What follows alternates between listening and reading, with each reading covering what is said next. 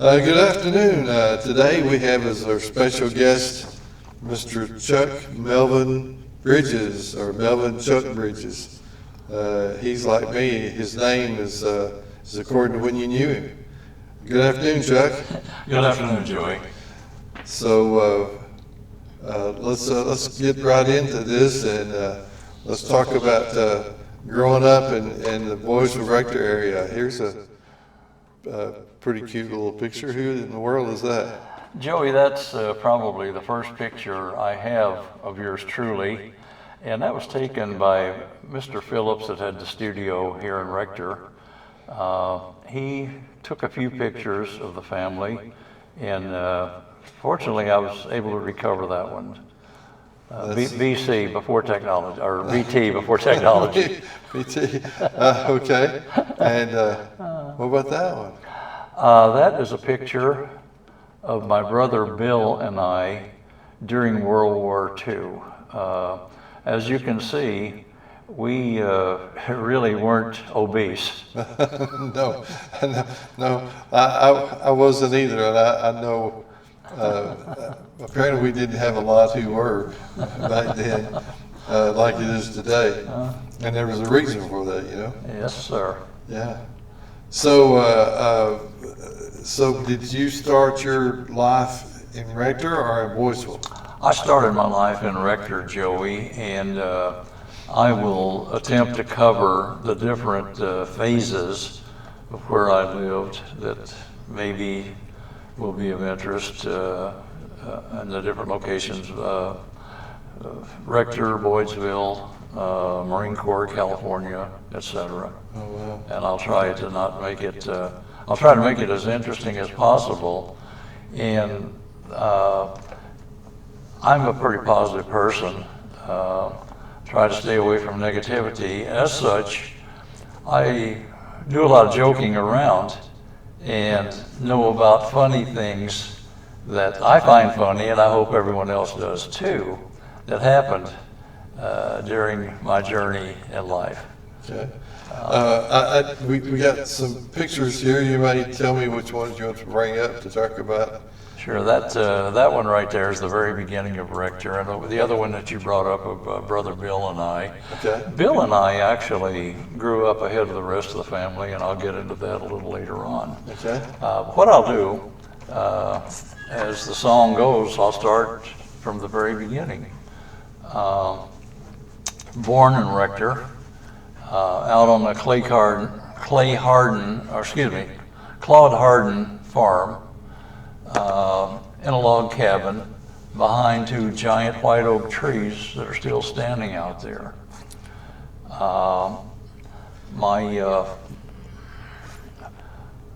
Is this it right here? No, that's Okay. it's not there yet, Joe. Okay. My father, I'll start with his part of the family and move on into my mother's and on down to myself. Okay. My father, actually my great-grandfather, Wiley Bridges, rode the three items that he had in his life: a mule, a chopping axe, and a shotgun. He brought those from North Carolina to Kentucky, where he started a tobacco farm that was turned over to my grandfather. And word has it that the Bridges family partook of a lot of that Kentucky liquid. Some call it moonshine. But the great-grandfather, after the crops were laid by, went over into Tennessee and might have celebrated a little too much, was run over by a train and cut in half. And that was the end of my great-grandfather. My dad, John Bridges, married a woman in Kentucky. They had a child, half-brother of mine, one of the finest men I've ever known, Ventress B.B. Bridges, who was county commissioner in Halls, Tennessee for several years. Deceased now, of course. Then my dad moved over to Arkansas. He was in World War I. He was born in 1888. Married my mother, and she had had several boyfriends, and some of the people in town told them, said, John, there's another thing I need to tell you. Brother Bill and I never called our parents mom and dad. It was John and Eileen. They accepted it, we accepted it. The later siblings, however, did call them mom and dad.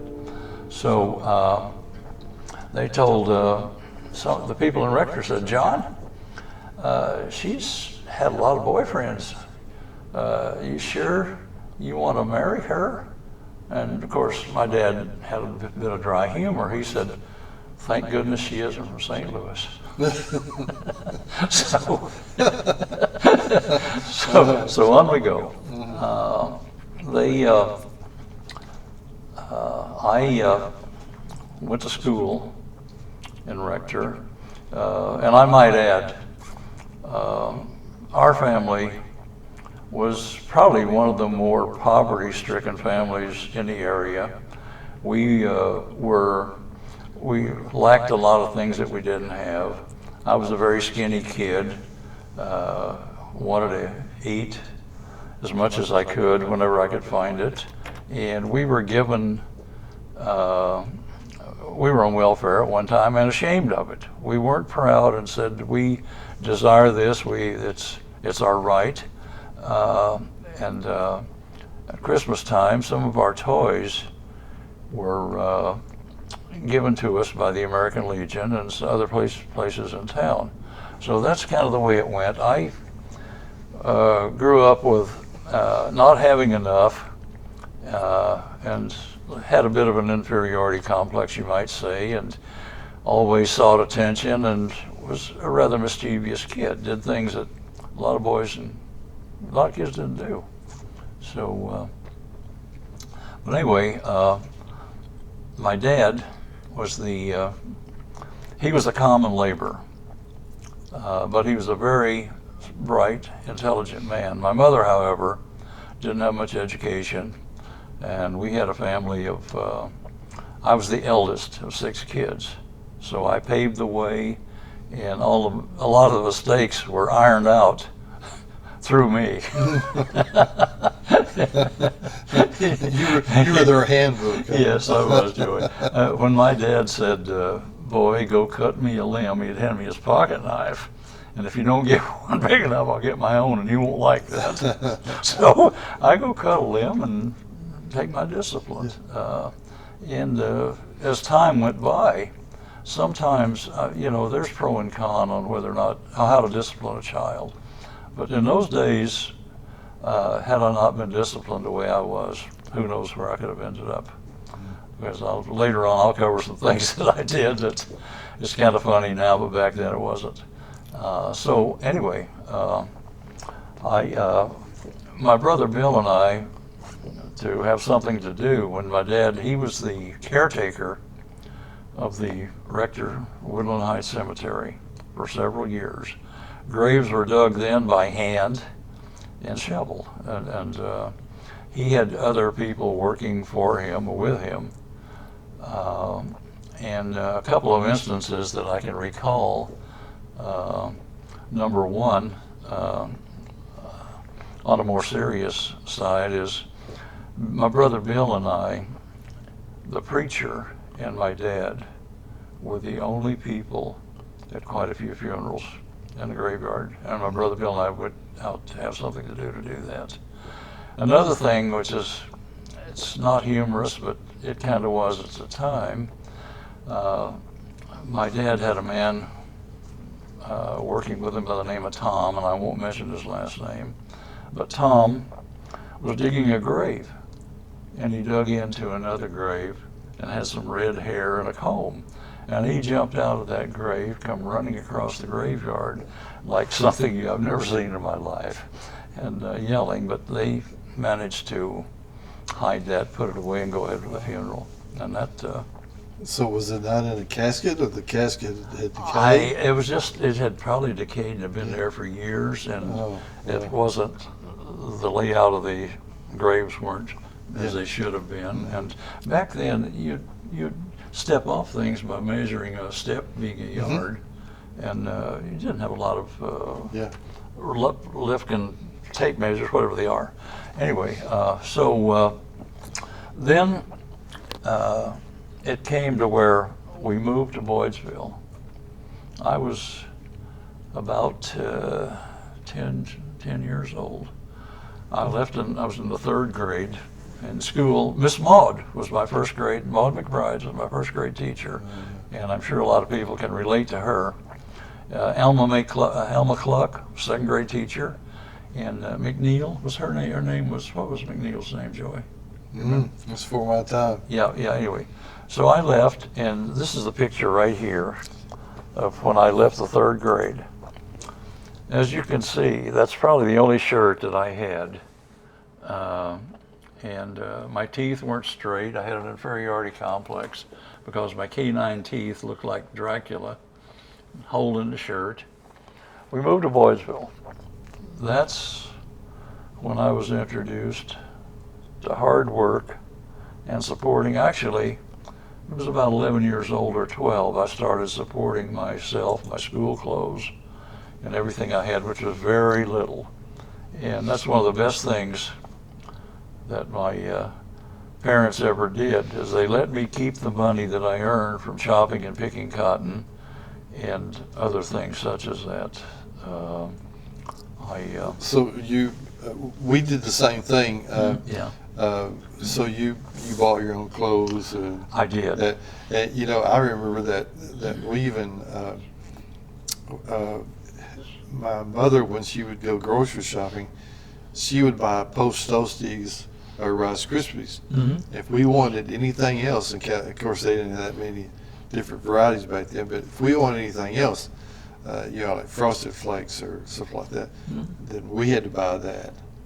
But you know, they would buy our needs, and anything, you know, like cowboy boots, whatever, I had to buy. And that's kind of what you're saying, kind of the same thing. We were hungry all the time, and when my mother would cook, she didn't have to say it's ready, come get it. We could tell by the sounds that went on in the kitchen. And of course, here's the house that we lived in Boydsville, right there. There's a lot of stories about that. The cistern in the back was contaminated, so we got our water from a pond down about a half a block. This is the pond. We would get our water on the front edge in a water bucket, and I would carry it up to the house, and we used that for everything, to wash, cook, drink. On the other side of the pond, the cows drank and would go to the bathroom in it, and then Brother Bill and I would swim in the middle. Now, this house that you're looking at right now, you'll notice those boards are stained on, you know, along that, between the window and the upper window up in the loft. Brother Bill and I, there were 2 rooms to that house, where you see the flue or the pipe coming out of the roof. To the left was the kitchen, to the right was 1 room, and upstairs was the loft. My dad, Earl, Johnny, Joe slept in one bed in a corner. My mother slept with my sister on a couch in that room. We had a heating stove. You can see the wood pile on the right there. No electricity. It was later put in, but a good part of the time we had kerosene lamp that I would do my homework with. And in the kitchen, the table, of course, had 4 sides, oblong. My brothers sat on a bench on the left side, my mother on the right next to the stove, my dad on the other end, and I sat on the end under the window on a lard can. That was my chair. What didn't you tell me one time that I didn't? You talked about who slept in what beds. Did you tell me one time that you and one of your brothers uh, stayed in the attic. Well, And there was no window. That's what No glass. that's what you're seeing. There was no window in that attic that you're looking at in that picture. Let me get it back over Yeah, here. yeah. Okay. Yeah, there was no window in that attic at all. And the stain on those boards, Uh-huh. on a cold winter I can night, guess what that is. my brother and I, there was a 2x4 on the inside on there. Nothing was finished off. We would get up on that 2x4, and I don't know how those boards got stained. I Yeah. mean, you wouldn't want to go out and go to the bathroom in cold weather. Yeah, I can guess Yeah. how they got stained. Yeah.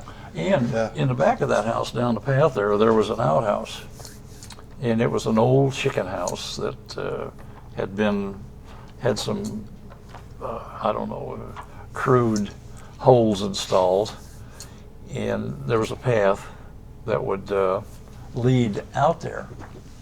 Well, sometimes you really had to go to the bathroom, and or the outhouse, as we called it. And one of the kids, Bill or I, or one of the other kids, might go out there, but they were afraid to go inside. So they would stop halfway in the path usually and do whatever they had to do. And then later on, I would get up, or somebody else would get up, and you would hear the darndest yell you've ever heard.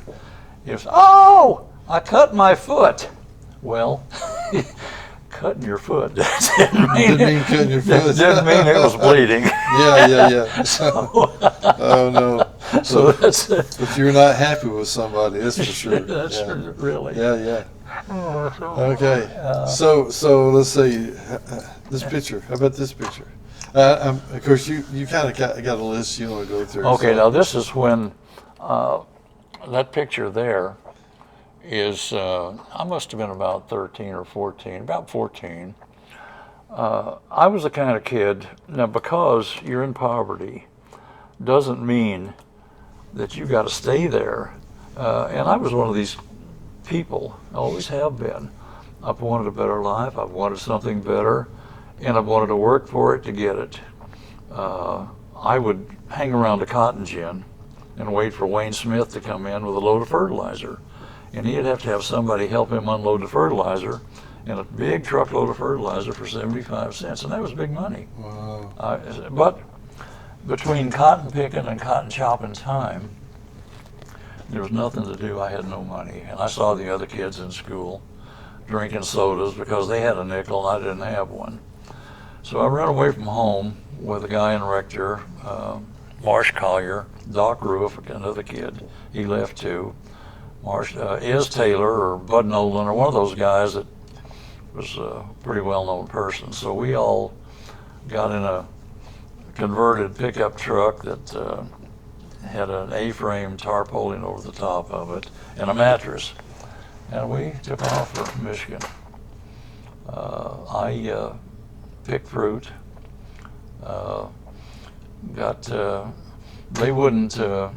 They would let Doc Roof cuss because he was friends of the daughter of Collier's, but they wouldn't let me cuss. So we had a falling out. And next door were some people from Truman, Arkansas.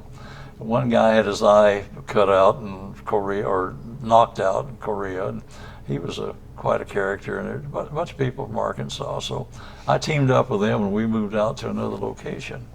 And I'm picking strawberries and green beans, whatever I could find. And I probably had the clothes on my back, and that was it. So I needed a pair of shoes. I went down to the store.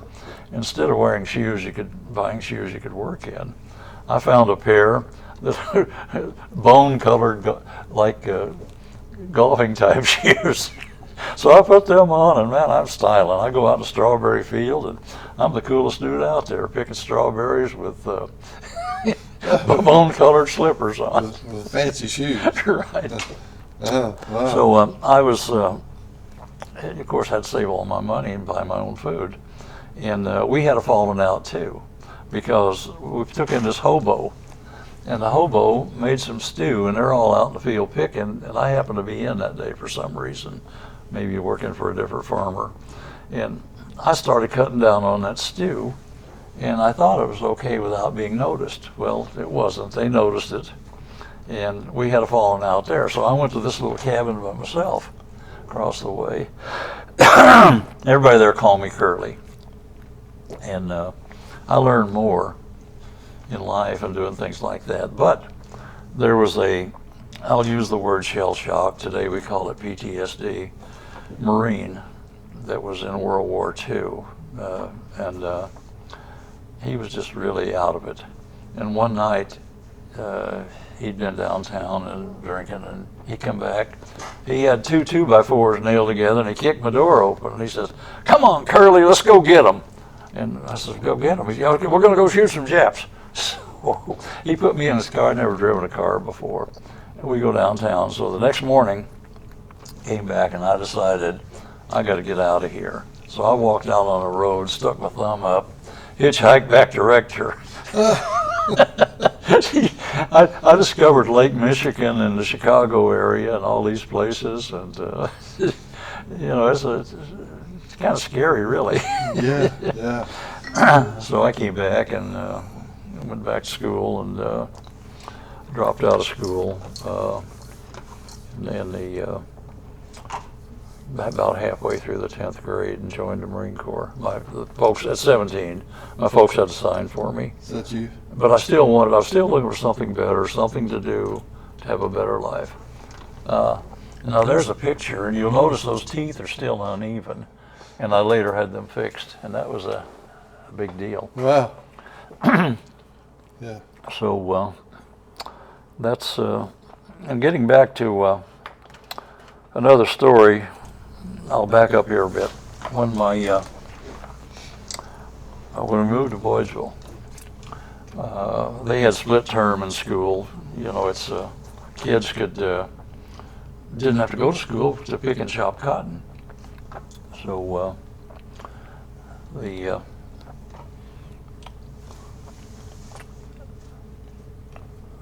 don't know where I was headed with this.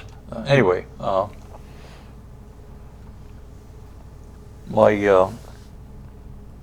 know. The merchants of the stores would extend credit to the people, and then when they would get the money from cotton picking, cotton chopping, they'd pay the grocery bill. Well, we did what they call trading with. Preacher Simmons had a store, and we traded with the preacher. Bill Milburn opened a store and across the street there in Boydesville. So John went over and decided he'd do business with Bill. Well, it made the preacher mad because of that. And the preacher had a niece that worked for the county, Eileen Spence, worked in Piggott. And Eileen knew about John's, and John was getting some money from the military, from disability from the Army. So she knew about that, and she told the preacher, and the preacher contacted the VA or somebody, and John got a letter from the VA and said, could you please explain how you were disillusioned from your first wife, the woman in Kentucky? So, long story short, it seems that my dad, when he came over and married my mom, didn't divorce his first wife. So, and the lady in Piggott knew that? So he wrote a letter to his son over in Tennessee or Kentucky and said he thought she'd died, probably. And he said, how's Susie? And he got a letter back right away. Susie's fine, she eats like a horse. So my dad had to use the newspaper to get a divorce for service. He divorced the first wife. I was in the Marine Corps at that time. I believe I was stationed in Hawaii, about 20 years old. So then he and Eileen, that's my mother, had Clarence Kirkland, who, by the way, my dad never drove a car. And so anyway, they took them, they loaded all the kids up, Probably, I don't know if Bill was living there then or not, but anyway, they loaded Earl, Johnny, Joe, and Zetta in the back of Clarence's pickup truck. And they went to Piggott and got married again. So, bottom line is, I was a little bleep B kid. Yeah, I was an illegitimate kid till I was 20 years old. Wow. Yes. What's some stories? I'm telling you. Oh, I've got a bunch. Yeah, I bet. Oh, golly. Another thing, when I was in the Marine Corps, I was fortunate enough after I got out of training to, when I was tested, I had close to what they call photogenic memory, and I really lucked out. I got a job as a cryptographer with a top secret security clearance, and I ran the communications center and had people in it. I was a sergeant at the time, and this black guy, a corporal, that was working under me. We were watching a lot of the old Amos and Andy shows back then, and the Kingfish. If you've ever seen Amos and Andy, he was the troublemaker and the instigator. Uh-huh. So they were behind my back. They were calling me the Kingfish. So I kind of laughed about it, and I said, "Okay, guys, it's okay as long as there's no officers around. That's fine. You call me Kingfish instead of Sergeant Bridges." So. And that's kind of follows because some people still call you Kingfish. That name stuck even in the business world, and still on my office door, the business that I've sold in California, Still there. has a nameplate up there that says Kingfish. Barbara's daughter, Diane, 1 year from my birthday, had a brick made and installed around the courthouse in Piggott. They have like a Walk of Fame, whatever, with my name on it, the Kingfish. The Kingfish. Well, that's good. And she bought a ball cap, bring ball caps. Yeah. But anyway, that name stuck. Wow. Now I'll tell another one about the family. Again, I don't know if I should or not, but I will. I mentioned that, a couple of them actually. My uncle Emmett, my dad's brother, John's brother, drank a lot, and he was a drunk. And he came over to Arkansas one year, and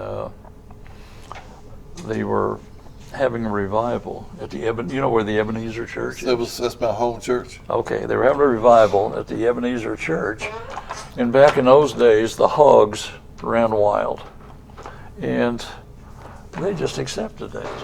Well, this one night, they were having a revival, and they heard the darndest noise under that church. Those hogs were squealing and everything, and Emmett was in there drunk with the hogs under the roof of the church. Oh, no.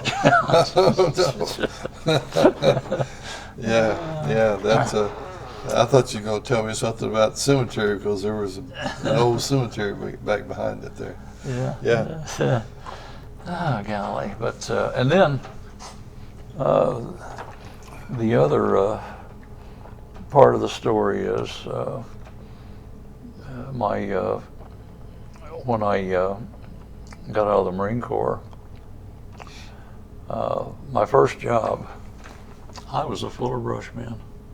Fuller brush man. I remember those days. It didn't work out. I could get in those women's houses and sell this stuff to them, but it didn't work out because collecting after you make the sale was the important part.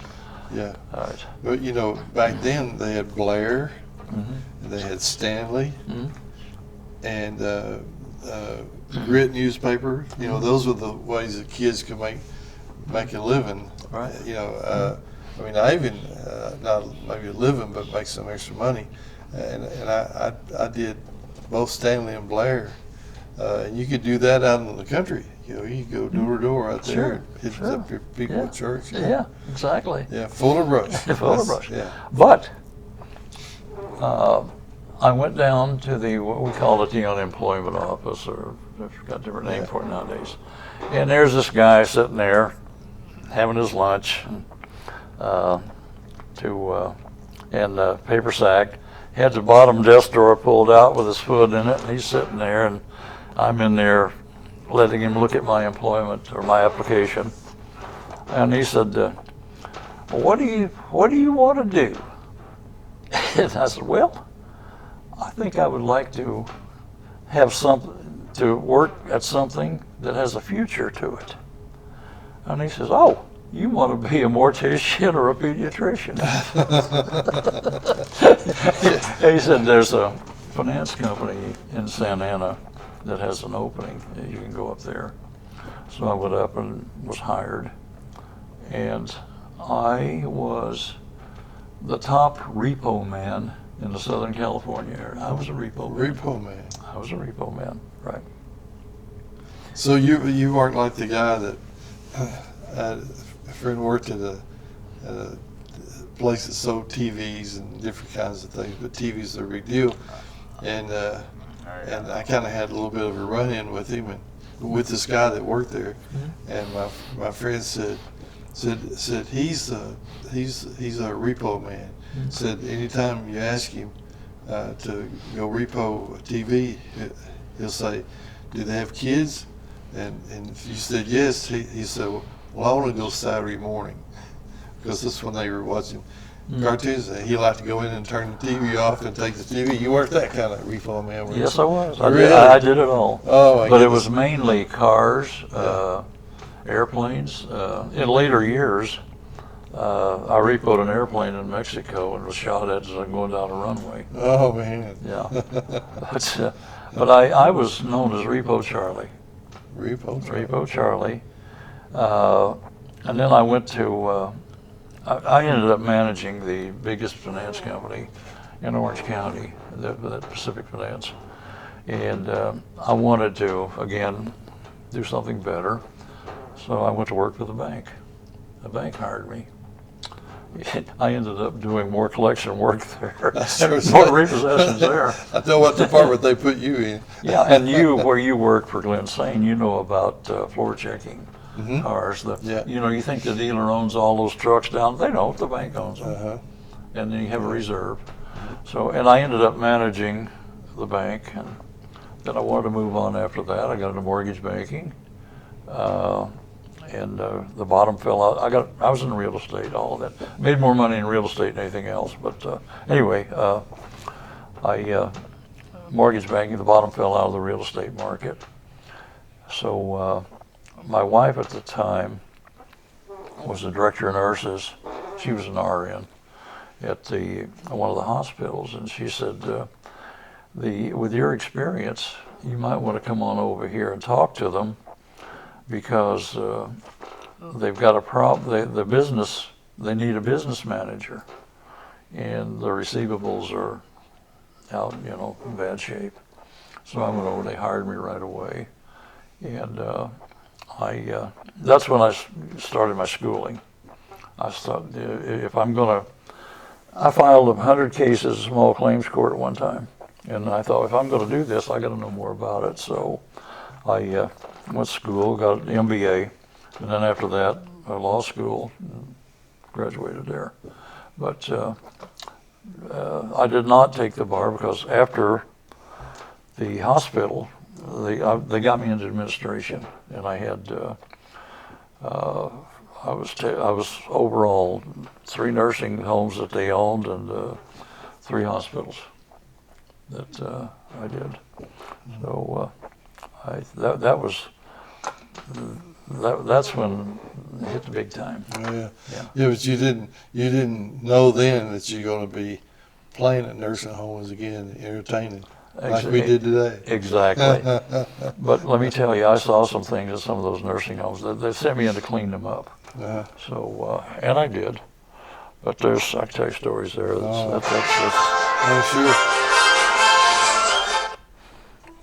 Call you back. I'm in the interview now. Oh, you still in Joey's? Bye. You still jokes? That's my wife. Yeah. That's a story about that too. But so I saw the potential in the receivables. So I opened a collection agency and credit bureau. And then after that, I brought in 3 or 4 of the attorneys that I was in law school with. And I taught them how to run a business, because the Marine Corps training taught me to be organized and have to be disciplined. And that's my long suit. Was setting up things. That's what I can do that very well. And I get around people now. Barbara that just called me, she's never on time for anything. Drives me crazy. Yeah, because of your military. Yeah. Yeah, exactly. Yeah.